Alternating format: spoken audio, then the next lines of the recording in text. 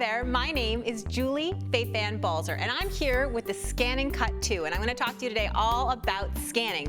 So ScanNCut2 has amazing enhanced scanning with grayscale versus RGB. So if I take this piece of fabric and I open the dust cover, and I simply place this right into my ScanNCut, and then from my scanning options, I'm going to go ahead and choose the first option, which is direct cut, and you can see by this little square here that it's currently in grayscale because all of those squares are gray. So if I hit the RGB color, because of course my piece of fabric has a lot of colors, and hit OK, and by the start button, it will now scan this in color, which is really cool. Now I'm going to go ahead and frame the part of the fabric that I want to cut out, and I think we should go after that cute little flower right there. And this will just help to make the processing a little bit faster if you go ahead and frame out what you really want. So there you go. I'm going to go ahead and grab that, and then I'm going to hit OK.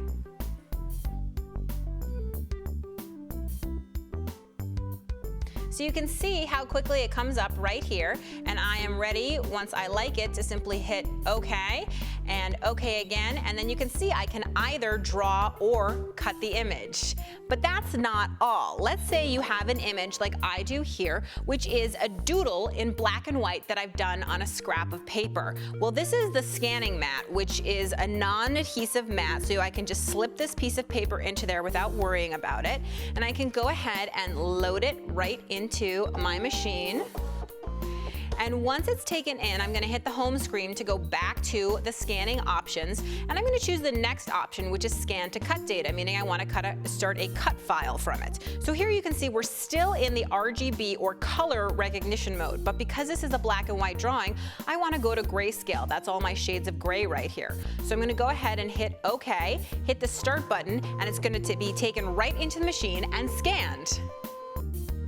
Once my hand-drawn doodle has scanned in, I have several different options to choose from of how I want it to be turned into a cut file. I'm going to choose the center option, which creates a cut line on either side of the design. And then I want to be sure to pull in the red handles to make sure that I don't catch the bottom of the paper or even the crease that I've put into the paper. But there you can see my hand-drawn doodle is perfectly there. So I'm going to go ahead and hit save. And now it's going to give me 4 different options. I'm going to be able to save it into the machine. I'm going to be able to save it to USB. I can also via USB cable save it to my PC, or finally I can save it wirelessly to ScanNCut Canvas online. So we're going to save it into the machine right there, and it's going to tell me what the file name is so I can find it again. Thank you. And once that's done, I can go ahead and eject my mat. Now I want to talk to you about background scanning, which I think is just amazing, and it's what allows you to use up all the little scraps and bits that you may have in your craft room. I have a gently used piece of paper here, and if I go back to the home screen, I choose pattern, save data, and let's look at that file that we just scanned in and saved. So I'm going to go ahead and choose it. There it is. Now I want to avoid this large area here, so I'm going to hit the scan button, and it's going to go ahead and pull that up on my screen so I can make sure that my cut file is perfectly placed so that there's absolutely no waste. So now that it's scanned in, you can see that I actually don't even need to move it. It actually is perfectly placed, perfectly sized, and ready to go. So I can hit OK, and I can choose either draw or cut.